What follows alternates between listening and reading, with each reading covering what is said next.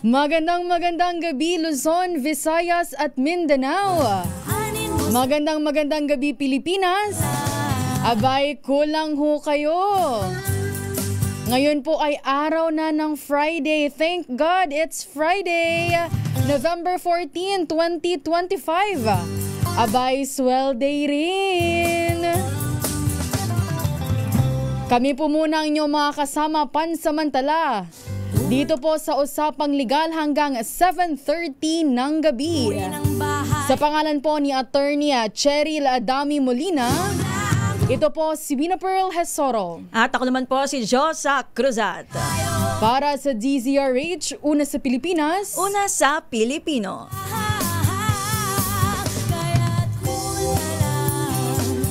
Alam mo partner, kanina naghahanap ako dito. Ano kayang magandang gamitin? Magandang gamiting bed, di ba? Ayaw mo na sa Feliz Navidad. Ano muna tayo dyan, stop muna tayo sa Christmas. Kasi gusto natin na palamigin naman ang ulo ng mga kababayan natin. Ang daming mga breaking news ngayong araw. Kaya naman ang ating payo sa ating mga kababayan, cool ka lang dyan.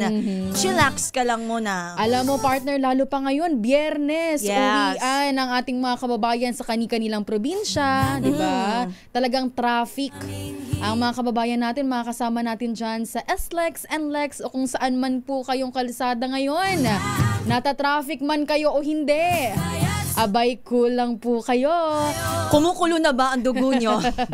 Alam mo partner, kahit na meron tayong kaganapan na mga nangyari ngayong araw, sobrang daming revelation. Kahit pa paano, meron pa ring good news. Ano yan? Kasi nga ngayon ay November 14. Ano nga ba ang meron pag 15, 14, di ba?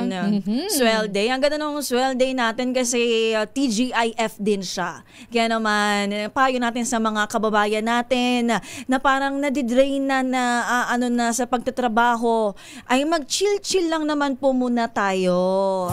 Yan. Pero sa mga kababayan po natin dyan, kahit na swell day, abay hinay-hinay pa rin po sa paggastos para makaabot hanggang katapusan ulit. Huwag po tayong one day millionaire. Diba? Pero unahin po natin ang ating mga kailangang bayaran, mga pangangailangan. Ang needs over wants, 'di ba? Sabi nga nila. Medyo kasi delikado ang kaperahan natin kasi weekends na, 'di ba? Nandiyan yung parang gagala kayo. Lalo na yung may mga 2 araw na rest day, 'di ba? Na makaka2 araw na gala. Abay, ano ba ang balak nyo? Ano ba ang balak nyo ngayong weekend? Para po sa mga kababayan natin dyan, pwede po kayong magpadala ng inyong mga mensahe. Ano po ba ang gusto nyo gawin ngayong weekend? Abay, pwede nyo po kaming i-text or pwede po kayong mag-comment sa aming YouTube Live, DZRH News, at ang aming Facebook Live po, DZRH News pa rin. At ang aming text line, go partner! Ang ating text line ay 0919-282-6485. Again, 0919-282-6485. Baka yung mga kababayan natin dyan nagbabalak na gumala sa Kamaynilaan at sa Quezon City. Mamaya makikibalita tayo. Sa Pag-asa yan. Hindi, at saka sa NCRPO kasi di ba may mga gaganap na rally sa weekend. Particularly starting Sunday hanggang abutin yung ilang araw ng weekdays natin. 16, 17, 18. Yan, hanggang Tuesday. Yan. Ano nga ba ang aasahan natin ngayong weekend hanggang Tuesday? Abay, babagiti rin po namin mamaya kung ano nga ba ang mga kalsadang sarado para po maiwasan po natin at makapag-isip po tayo kung saan po ba tayo dadaan. Maiwasan din natin ang kaunting traffic. Tama. Diba? Alam mo naman yun, pagkatapos ng weekdays, weekend na nga, sasalubungin ka pa rin ng traffic. Kaya yung iba talagang tinatamad na lumabas ng kanilang bahay. Yan. Meron akong kilalang ganyan sa sobrang tamad. Abay, na tawag dito, lumubog na sa loob ng bahay. Alam mo yung kama niya, sobrang flat na. Baka naman nakadikit na, meron ka ng tawag doon, may korteng tao na yung kama mo. Pero, para po sa mga nagtatanong, 41 days na lamang po, abay, Christmas na. Kaya kailangan po natin magtipid. Yan. Pambili ng regalo. 'Di ba? Pero kahit ano naman kasing irigalo, pwedeng-pwede naman na yan. Kahit attention kung wala tayong kaperahan. Abala mo partner, parang napapansin ko simula noong Lunes, nababanggit natin tong Christmas, Siyempre, regalo. Diba? as a Pinoy, excited talaga tayo magpasko. Pasko. Alam mo, kahit nga marami tayong pinagdadaanan, maraming sakuna, bagyo, lindol, pero andun pa rin yung spirit ng Christmas, di ba? Yes. Nilook forward pa rin yan ng mga Pilipino. Kaya excited na sa Pasko. Oo naman talaga. Bay, ang iba nga po dyan, parang Vermont, kakapasok pa lang ng September, naglilista na. Sino nga ba ang bibigyan ko sa Alam mo, Pasko? natatawa ko kasi di ba kapag Pinoy, September, ayan, magtatayo na ng Christmas tree, tapos may mga Christmas lights, tapos meron yung mga konting mga decoration, Christmas decoration, pero yung iba kasi sa ating mga Pilipino, yung iba nagse-celebrate ng Halloween. So, tatanggalin ng konti. Tapos ibabalik din pagkatapos ng Halloween. Kaya pagkatapos gumunita ng All Souls at All Saints Day. Alam mo, meron pa dyan iba partner na tatanggalin nila yung yung Christmas decorations nila pag February na.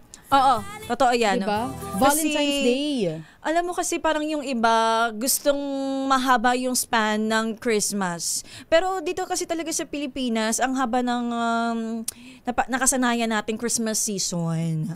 Hanggang February talaga. At yun nga po, mamaya rin po. Sa binanggit nga po namin kanina, mamaya makakausap po natin ang spokesperson po ng NCRPO para po maliwanagan tayo. Mapaliwanagan po tayo kung ano nga ba ang mangyayari po ngayong Sunday, Monday at Tuesday. So kung anong ginagawang preparasyon ng kapulisan, particularly NCRPO, kasi nung nakaraang rally September 21, hindi inaasahang nagkaroon ng konting lamang, yung parang marahas na pagkilos. Na sana naman dapat ay peaceful rally lang. At papahapyawan din natin, partner, yung binabanggit nilang November 30 na rally din. Ayan, oo, papahapyawan din natin. Oo, yung second Peso Trillion March, di ba? Papahapyawan din natin yan, tatanungin natin mamaya. Ang spokesperson ng NCRPO. Pero bukod po dyan, syempre makikibalita rin po tayo sa labas ng ating himpilan. Dala po ang reports ng ating mga magagaling at masisipag na reporters. Sa ating pong bababalik o sa ating pagbabalik, abay papasadahan po natin lahat yan. Pilipinas ang ating oras, 6:50 in the evening.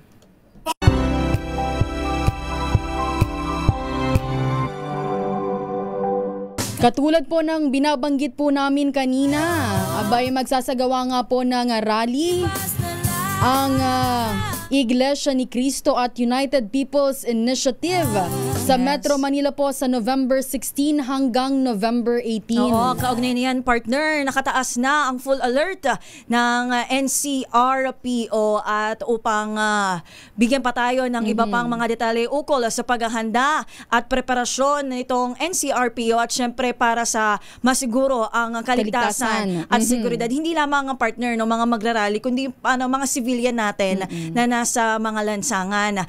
Kaugnay niya, nasa linya natin si Police Major Hazel Asilo, ang tagapagsalita ng NCRPO.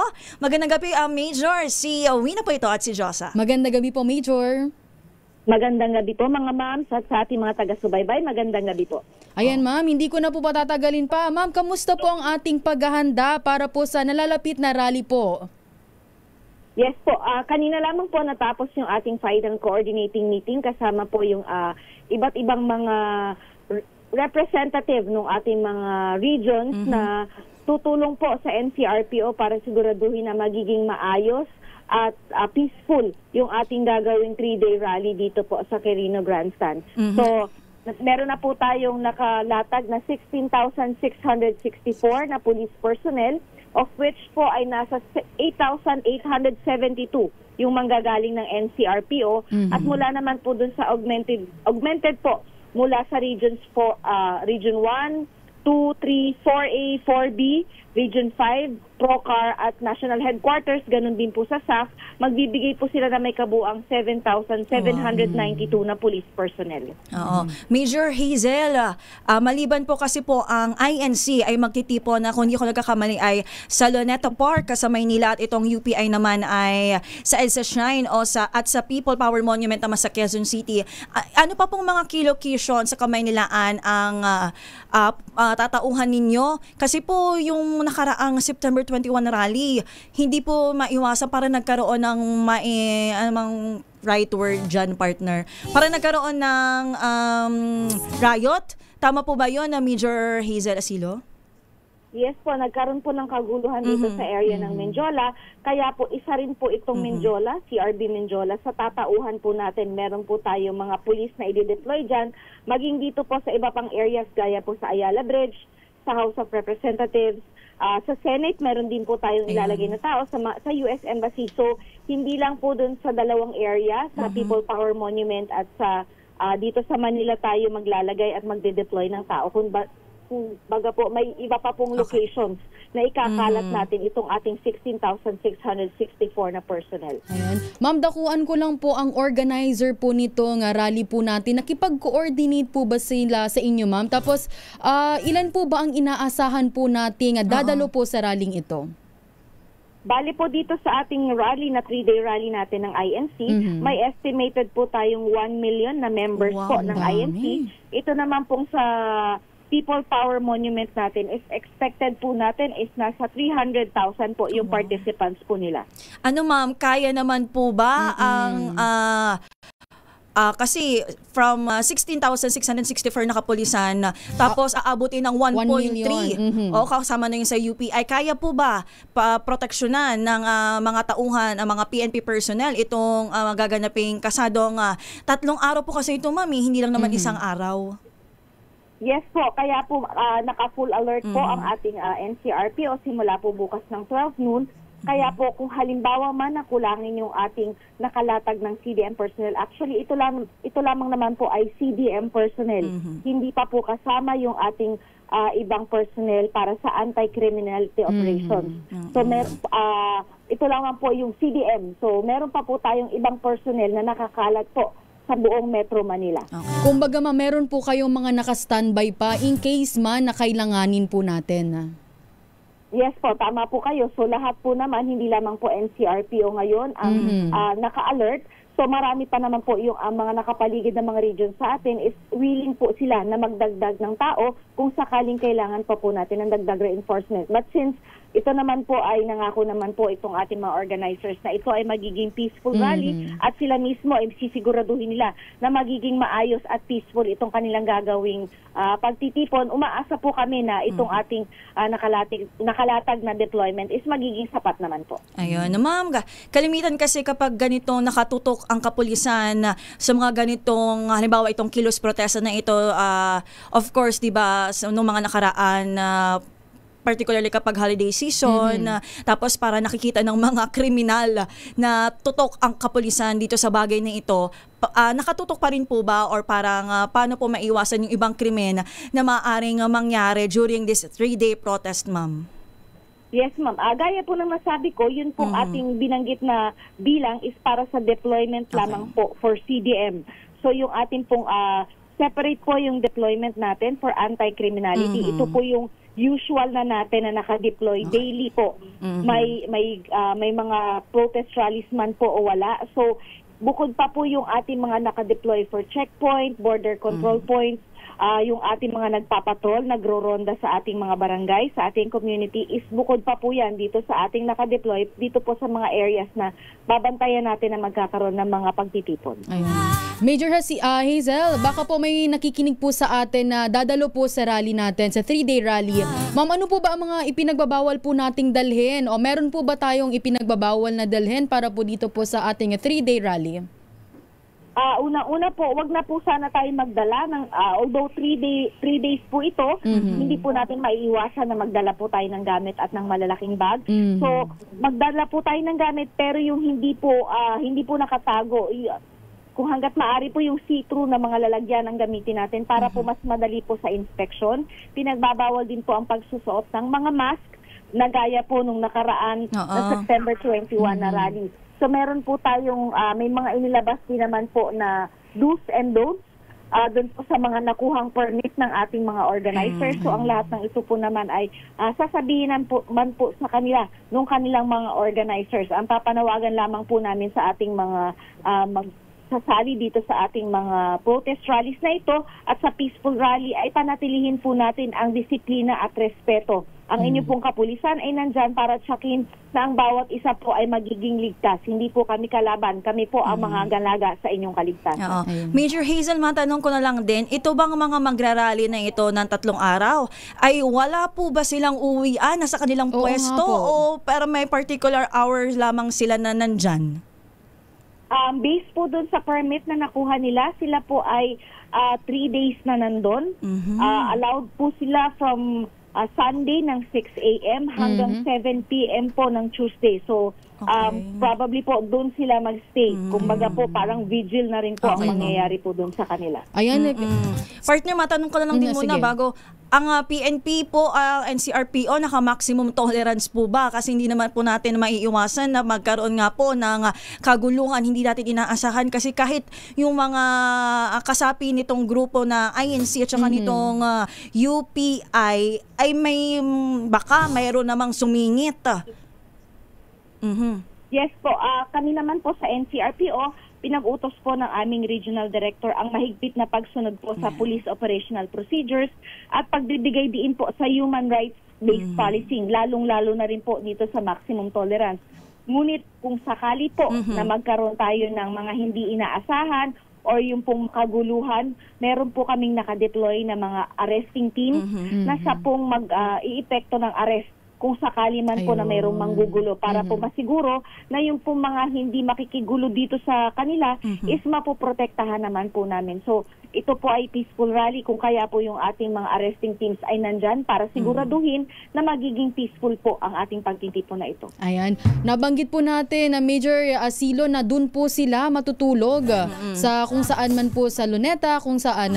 Mama, meron po ba tayong naka-standby po ng mga medical units o medical teams, fire trucks at rescue units po natin? Yes po, kasama po sa naging coordination natin at sa ating paghahanda, yung ating mga fire trucks, meron tayong din pong i-deploy ng mga medical teams para po siguraduhin na kung halimbawa pong may mga ilangan ng immediate na medical assistance is nandyan po, nakaantabay lamang po sila.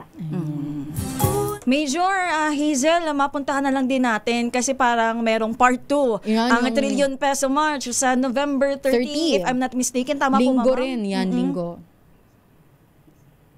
Meron po kaming nakahanda na actually para dyan sa ating second trillion peso march, pero sa ngayon po nakafocus po ang NCRPO para po dito sa 3-day rally. Nagaganapin po ang 16 to 18. So yung amin pong deployment is magdedepende po sa kung ano ang mangyayari sa mga susunod na araw. So wala pa po para kayong humihingi sa inyo ng permit to rally, parang ganun po, ma'am? Ang permit po para mag-rally ay hinihingi po sa local government units kung saan po sila magkakandak ng kanilang pagtitipon. Ayan. Sana naman ang hining natin ay hindi na magaya sa September 21. Tama po, Ma'am Hazel Asilo, Ma'am Hazel, Major Hazel Asilo, itong 3D at saka yung ikinakasa sa November 30. Tama po, kung meron po tayong mga ulat na hindi lamang po itong INC yung makikilahok dito sa ating rally na ito, pero sana po at pinapakiusap namin na maging maayos at peaceful talaga itong rally na ito para po mas madinig po yung kanilang mga gustong sabihin at kanilang mga saloobin in a peaceful manner. Ayan. Mama, matanong ko lang po, meron na po ba tayong natanggap o natatanggap pong anumang security threat o intelligence report po kaugnay po nitong rally natin? Wala pa naman po tayong namomonitor na banta or threat na maaaring mangyari sa araw ng 16, mga araw ng 16 to 18, pero patuloy po yung ating koordinasyon at pagmomonitor para siguraduhin po na magiging handa po tayo sa kung ano man po yung eventualities na mangyari sa mga araw na yan. Panghuling tanong ko na, ma'am, ano po ang mensahe po natin para po sa mga gustong dumalo o dadalo po sa ating 3-day rally po? Oo, ma'am. Muli po, amin pong pakiusap sa lahat ng makikilahok. Manatili po tayong disiplinado at may respeto po sa karapatan ng bawat isa. Kami po ay hindi nyo kalaban. Kami po ay nandyan para po panatilihin ang kaayusan at ang inyong kaligtasan. hinihiling po namin lahat ay makiisa sa ating adhikain na gawing mapayapa, maayos at marangal ang 3 araw ng pagtitipon. Sa tulong po ng bawat isa, mapapatunayan po natin ang tunay na diwa ng bagong PNP para sa bagong Pilipinas, ang serbisyong mabilis, tapat at nararamdaman. Ma'am Major Hazel Asilo, maraming salamat po sa pagpapaunlak, interview with us, at sa uulitin po, kami po ay lagi makikibalita sa NCRPO kaugnay po nitong 3-day rally. Ma'am, maraming salamat po. Maraming salamat po, Major Hazel Asilo. Ayan, ang nakausap po natin ang ating nakapanayam, si Police Major Hazel Asilo po ng NCRPO. Talaga siya po palang ang tagapagsalita ng NCRPO. Wala pala talagang uwian sa permit nila, kaya asahan talaga natin na dun sila talaga matutulog, maghahatag. Pero ang paalala ni Major Hazel, dapat ay gawing mapayapa. Yes, yan. Tsaka aware sa do's and don'ts. Yung mga dapat nilang dalhin at hindi pwedeng dapat dalhin. Ay, sinabi nga ni Major Hazel na yung organizer nitong rally, binigyan na nila ng kopya kung ano ba ang mga pwedeng dalhin sa hindi pwedeng dalhin, di ba? Oo. Para sa mga kababayan natin dyan, abay, sundin na lang po natin. Kung tayo man ay makikiisa, makikilahok dito sa 3-day rally, November 16 to 18, siguraduhin po natin ito po ay mapayapa. Diba? Kasi isa lang naman po ang ating mithiin, isa lang naman po ang gusto natin kung bakit po tayo nagsasagawa ng ganitong mga rally. Diba? Sa ating pagbabalik, partner, magtanggap tayo ng mga balita sa labas ng ating himpilan sa iba't ibang panig ng bansa, at syempre naman galing sa ating mga masisipag at magigiting na RH reporters. Sa atin po yung pagbabalik, wag niyo po kaming iwan ang ating oras sa 7:07 ng gabi. This time.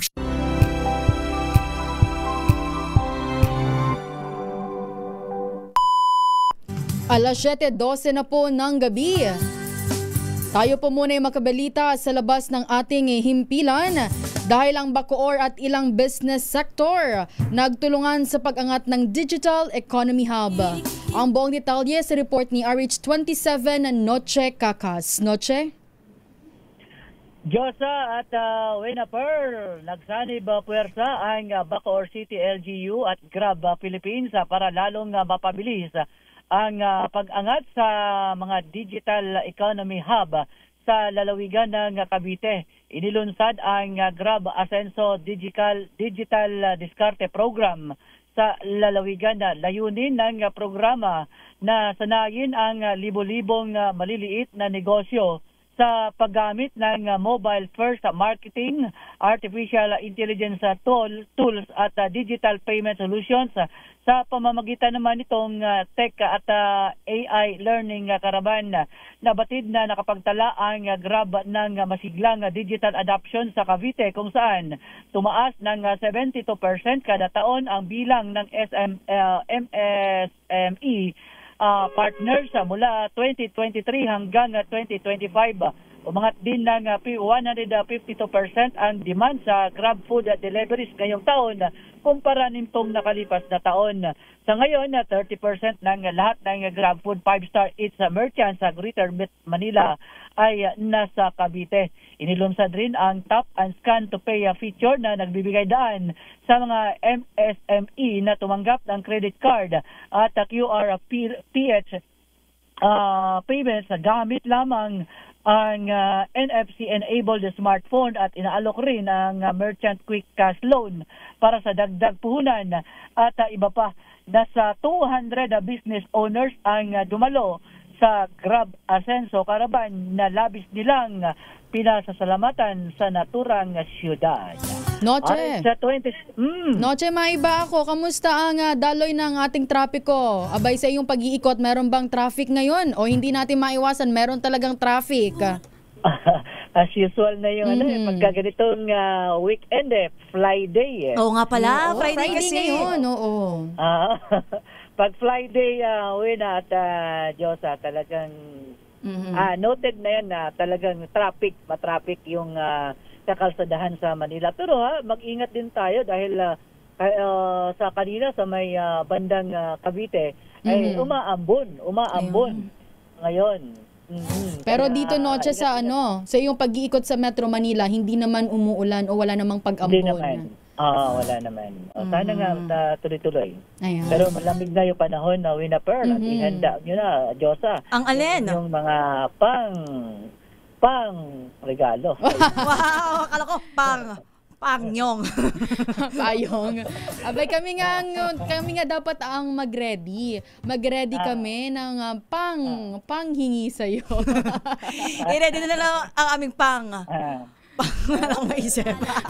Diba, sa kayo naman pag pinangakuan kayo, gusto nyo pang matupad. Ayun. Sabi nga nila, abay, sobra-sobra ka na. Pinangakuan ka na. Gusto mo pang tuparin. Uy, nung Lunes pa kami namamasko sa iyo, by noche ha. At saka, hindi rin naman kayo mawawalan. Hindi rin magkakaroon. Ay, nako. Alright, maraming salamat. By noche. Okay, balik sa inyo, Wena at Diyosa. Yan. Mag-ingat ka, RH27 na Noche Kakas. Oo, di ba napag-usapan natin kanina yung 3-day rally? Banggitin natin yung update ng mga kalsadang isasara sa lungsod ng Maynila. Di ba? Katulad ng nabanggit natin, may mga isasara na kalsada dyan po sa Maynila sa darating na linggo hanggang sa susunod na Martes, November 16, 17, 18 po yan. Siyempre, bilang paghahanda sa isasagawa nga pong INC Peaceful Rally. Ayon po sa huling update ng lokal na pamahalaan ng lungsod ng Maynila, ang mga kalsadang isasara ay ang mahaba-haba ito. Bonifacio Drive mula Anda Circle hanggang P. Burgos Avenue. Gayon din po sa Rojas Boulevard sa southbound mula Katigbak Drive hanggang P. Ocampo Street. Gayon din po ang northbound ng Rojas Boulevard mula Quirino Avenue hanggang po sa P. Burgos Avenue. Siyempre, gayon din, sarado din ang Katigbak Drive at South Drive. Ang Calao Avenue, yung east at westbound nito ay sarado din mula Taft Avenue hanggang Rojas Boulevard. At pagdating naman po sa P. Burgos Avenue, ang east at westbound mula Taft Avenue hanggang Rojas Boulevard ay sarado rin po. Maging po sa Maria Orosa Street mula UN Avenue hanggang P. Burgos Avenue, sarado din po yan. Ang Finance Road mula Taft Avenue hanggang P. Burgos Avenue, sarado rin po. Maging ang Round Table area sa Palacio Street at General Luna Street, sarado rin po. Abay, sarado rin po ang Mabini Street mula Calao Avenue hanggang UN Avenue. Maging ang CM Recto Avenue mula Enrique Street hanggang Menjola Street, sarado po. Sa Legarda Street naman mula Figueras Street hanggang San Rafael Street. Sa Magallanes Drive po mula Jones Bridge hanggang MacArthur Bridge, sarado rin po yan. At syempre maging ang Ayala Bridge po, ang Ayala Bridge, sarado rin po yan. Pwede po kayong pumunta sa Facebook page ng Lungsod ng Manila para naman po dun sa mga, I'm sure, may inalatag silang alternative routes. Diba? Mga pwede nating daanan. Kung simula po Sunday hanggang Tuesday, sarado po ito. Meron naman po silang mga alternative routes na pwede nating daanan. Panigurado pa, hirapan kasi ay Monday and Tuesday kasi yan ay may pasok. Tsaka feeling ko, partner, simula Sunday na gabi kasi pabalik na yung ating mga kababayan dito sa Metro Manila, 'di ba? Magsisitrabaho na naman, mag-aaral, may pasok. Ayun, 'di ba? Ingat-ingat po tayo kasabay ng ating pagsunod sa mga ganitong alituntunin na inilalabas ng lokal na pamahalaan. Syempre, of course, mag-ingat po tayo sa lahat ng pagkakataon. Labas po muna tayo sa ating himpilan dahil ang Iloilo Science and Technology University sa Iloilo City nabulabog po ng 2 bomb threat sa loob lamang po ng isang araw. Ang detalye po sa report ni Jocelyn Maque. Jocelyn? Nagpatupad ng online classes at work from home ang pamunuan ng Iloilo Science and Technology University sa La Paz, lungsod ng Iloilo matapos makatanggap ng 2 bomb threat ang universidad. Ayon kay Professor Heinz Gumakil, Information Officer ng universidad, nagmula ang mensahe sa Facebook page ng mga estudyante na may bomba sa old site at new sites ng ESAT-U. May estudyante na nakabasa ng bomb threat at tinireport sa kanyang advisor. Ipinaalam naman ito ng advisor sa pamunuan ng universidad kaya nagdeklara ng suspension sa klase klase at pinauwi ang mga estudyante. Inaalam pa ng mga otoridad kung lehitimo ang account na nagpadala ng bomb threat sa nasabing FB page. Ininspeksyon naman ng Explosive Ordnance Disposal at K9 Unit ang universidad at nakumpirma na walang bomba. Ito na ang ikatatlong bomb threat na nangyari sa lungsod ngayong linggo kung saan una nang nakatanggap ng bomb threat ang University of San Agustin Extension Campus sa Haro District. Kahit na negatibo sa bomba ang mga eskwelahan, ikinabahala naman ito ni Mayor Raisa Treñas kaya ipinag-utos nito sa pulisya na imbestigahan ang insidente. Mula sa Action Radio Iloilo, ito si Jocelyn Maque para sa DZRH, una sa Pilipinas, una sa Pilipino. Maraming salamat, Jocelyn Maque ng Action Radio Iloilo. Samantala mula Iloilo, pumunta naman tayo sa Leyte. Lalaking nag-aamok arestado. Nahulihan pa ng shabu dyan po sa bayan ng Palo. RH32, Jimmy Angay-Angay sa report. Jimmy. Isang lalaki arestado matapos ang pag-aamok at nakumpiska ng shabu sa bayan ng Palo, Leyte. Kinilala ni Palo Leyte PNP Chief of Police Major Gwin Alizong Corredor ang suspect na si alias Ramon 30 anyos, residente ng Zone 7, Barangay San Jose, Palo Leyte. Nangyari residente sa Zone 7, Barangay San Jose, sa naturang bayan. Sa investigasyon ng PNP, may tawag mula sa isang concerned citizen sa impila ng Palo PNP na nag-ulat na isang lalaki nag-aamok at nagpapalaganap ng takot sa naturang barangay. Pagresponde ng mga kapulisan, akto na nag-aamok ang sospek kaya inaresto ito. Sa sinagawang search incidental to lawful arrest ng kapulisan na kumpiska sa sospek ang isang sasinang shabu at drug paraphernalia. Sa kasalukuyang ng sospek sinampanan ng kaso na alarm and scandal at posisyon ng legal na droga kasama ng paraphernalia sa Provincial Prosecutor's Office sa siyudad ng Tacloban. Mula dito sa DYVL Action Radio Tacloban, ito si RH32 Jimmy Angay-Angay para sa DZRH, una sa Pilipinas, una sa Pilipino. Maraming salamat, Jimmy Angay-Angay. Samantala, mahigit 2.2 million pesos na halaga ng shabu nasamsampo dyan sa Central Luzon. Ang detalye sa report ni RH37, Danny Kumilang. Danny? Mahigit 2.2 milyong halaga ng hininalan shabu ang nasamsam at kabilang sa mga high-value individual, HBI, ang nasa kote sa magkakahiwalay na anti-illegal drug operation ng Pro-3 mula November 12 ng gabi hanggang madaling araw na Nobyembre 13, 2025. Sa ulat, 2 high-value individual ang naaresto sa bypass operation na nagresulta sa pagkakakumpiska ng 75 gramo ng hininalan shabu na tinataya nagkakalaga ito ng 510,000 pesos. Sa Balanga City, Bataan, isang bagong natukoy na high-value individual ang nasa kote at nakumpiska naman ito ng 200 gramo ng hininalan shabu na nagkakalaga ito ng 1,360,000 pesos. Kabilang din sa isa pang probinsya sa Central Luzon na high-value individual ang naaresto at nasamsaman ng 50 gramo ng hininalan shabu na nagkakalaga ng 340,000 pesos. Nakabuang droga na nakumpiska lahat ay nasa 2.2 milyong piso mahigit. Pinuri naman ni Regional Director Police Brigade General Ponce Rogelio Piñones Jr. ang mga operating unit sa mabilis na operasyon at pagkakasamsam ng malaking halaga ng droga. Binigyan din niya na patuloy na magiging matatag ang Pro-3 sa kampanya kontra illegal na droga bilang suporta sa PNP Focus Agenda ni Acting Chief PNP Police Lieutenant General Jose Belicio C. Nartatis Jr. lalo na sa pagpapalakas ng operasyon, pananagutan at estratehikong pagpapatupad ng batas. Danny Kumilang, RH37, DZRH, una sa Pilipinas, una sa Pilipino. Samantala, 2 tulak ng ilegal na droga sa Calbayog, Samar, abay natimbog.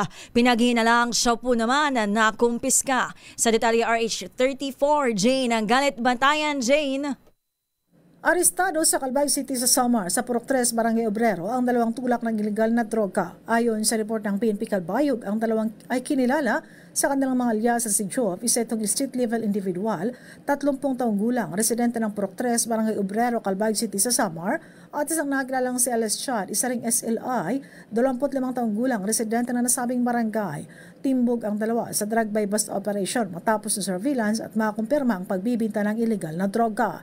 Isa sa mga intel operative ang nagpanggap ng pusher buyer at nang makabili ay agad itong inaristo. Samantala, sa pagdakip, gumamit naman ang kapulisan ng 2 alternative recording device. Sa ginawang body search, nakuha kay Las Jove ang 5 cell transparent plastic sachet na pinaghihinalaang shabu at nakuha naman kay Alice Chad ang 2 piraso ng Hitzel transparent plastic sachet na pinaghihinalaang ring shabu ang laman at nakuha rin ang isa pang Hitzel transparent plastic sachet na nakalagay naman sa isang foam ng kama kung saan ito inaristo.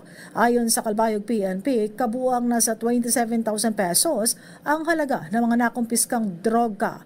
Ang 2 inaristo ay nasa kusodiya ng Calbayog City Police Station at ang mga iligal na droga na nakumpiska at nahaharap ngayon ang 2 sa kasong iligal na droga. Mula sa Aksyon Radyo Katarman, RH34 Jane Galit Bantayan ng DZRH. Una sa Pilipinas, una sa Pilipino. Maraming salamat RH34 Jane Bantayan. Samantala, Pangulong Bongbong Marcos pinangunahan ang paglulungsad ng 2026 ASEAN Chairship ng Pilipinas. Ang buong detalye sa report ni RH14 Leth Narciso. Miss Leth? Formal ng ilunsad ang pamumuno ng Pilipinas ng Association of Southeast Asia Nations o ASEAN sa susunod na taon. Pinangunahan ni Pangulong Ferdinand Marcos Jr. ang aktibidad sa Intramuros, Maynila na dinaluhan ng mga opisyal at foreign dignitaries. Sa seremonya sa Foro de Intramuros, inanunsyo ng Pangulo ang mga paksang tututukan ng 11 nation bloc sa ilalim ng chairship ng Pilipinas sa 2026. Kabilang dito ang kapayapaan at seguridad, kasaganaan at people empowerment.